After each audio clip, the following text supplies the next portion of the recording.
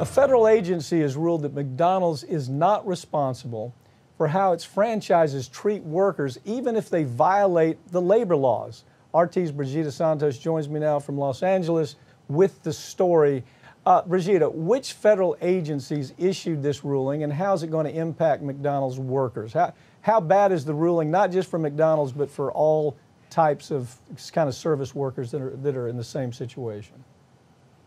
This is really bad. The National Labor Relations Board, which is in charge of enforcing American labor laws, has ruled against workers who have accused McDonald's franchisees of retaliating against them for trying to unionize. The Fast Food Workers Union alleges that workers who participated in strikes in favor of increasing the minimum wage were punished with reduced hours and harder assignments. Now, as part of the lawsuit, the workers were seeking to classify McDonald's as a joint employer with franchise operators so that the company could be held liable when franchisees violate labor laws. But the federal agency has now said that the case may not be able to determine whether McDonald's should be considered a joint employer, which is insane. Now, in response to the ruling, the Fight for 15 group and union says that McDonald's is walking away with a get-out-of-jail-free card after illegally retaliating against workers who are fighting for the right to earn enough money to feed their families. Well, of course, the National Labor Board, whoever is the president, is never in favor of the workers. I mean, the industry was, the U.S. Chamber of Commerce and Associated Industry and organizations like ALEC understood that if you control what happens to labor through the National Labor Board, then you kind of have control over the whole program. What we're going to see happen next, isn't it, is we're going to have everybody look at this ruling and say, wow, this is a great way to do business. Everybody's just going to be, we're just going to have them on a contract, and they're not going to really be an employee. How will this outcome of case, how's it going to affect other companies that rely heavily on franchises? What is your prediction? Mine is that it's all bad for people in the service industry. Same prediction here as well. Now, this sets a precedent for other companies to distance themselves from the misconduct of franchisees. For those who don't know, a franchise is just an arrangement in which one party, a franchisor like McDonald's, grants a franchisee, a restaurant owner, the right to use its name and business processes to produce and market goods, following certain guidelines. Now, under this type of arrangement, customers get services on demand, and franchisors like McDonald's generate brand recognition and billions of dollars in money using other people's resources.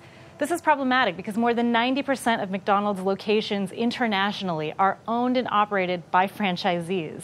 This ruling shields McDonald's from responsibility when those franchisees mistreat workers or fail to protect them from violence, as another lawsuit alleges.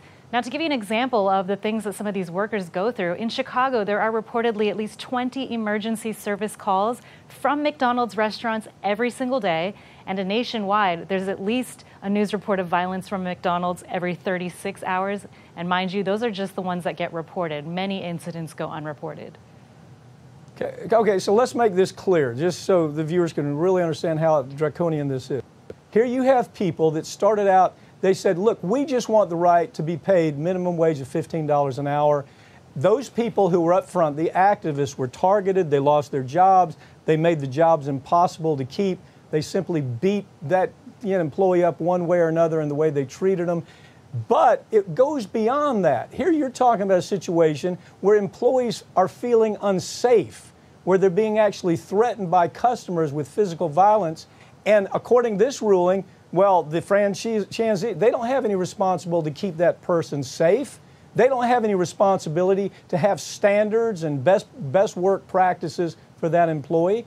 And this can be expanded to almost any setting if you follow the logic of this board ruling, which is predictable. I mean, it was very predictable once we saw who was appointed to the board by Trump. We actually knew how they were going to rule on cases like this. It's never for the workers in America anymore, is it?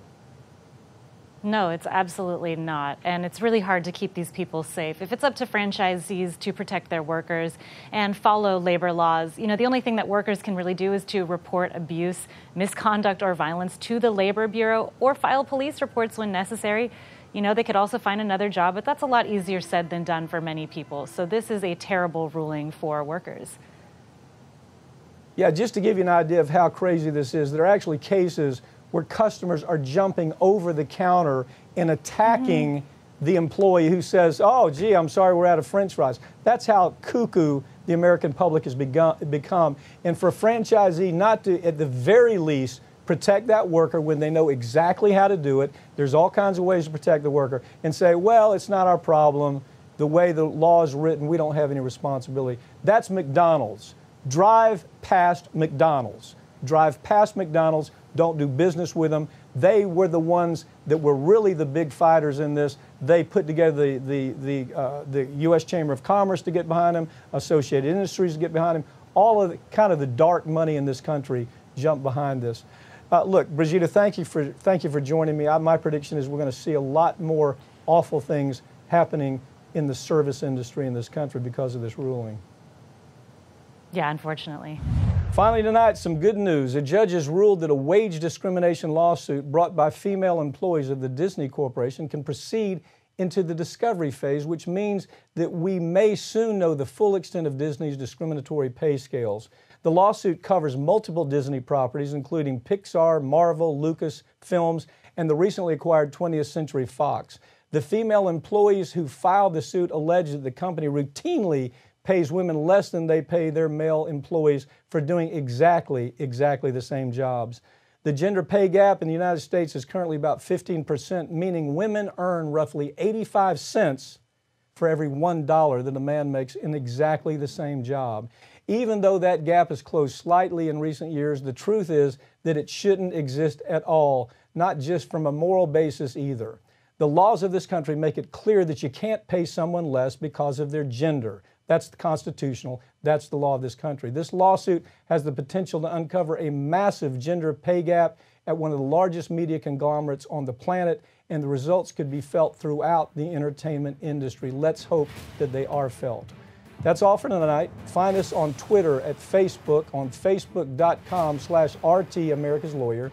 You can watch all RT America programs on DirecTV, channel 321. Also, stream them live on YouTube. I'm Mike Papantonio, and this is America's Lawyer, where every week we tell you the stories that corporate media is ordered not to tell because their advertisers won't let them. Have a great night.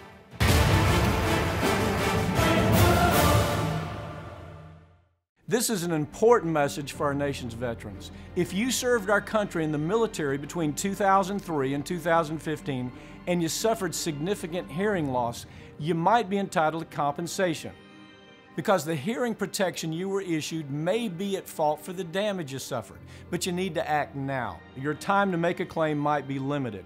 Learn more at levinlaw.com/earplugs.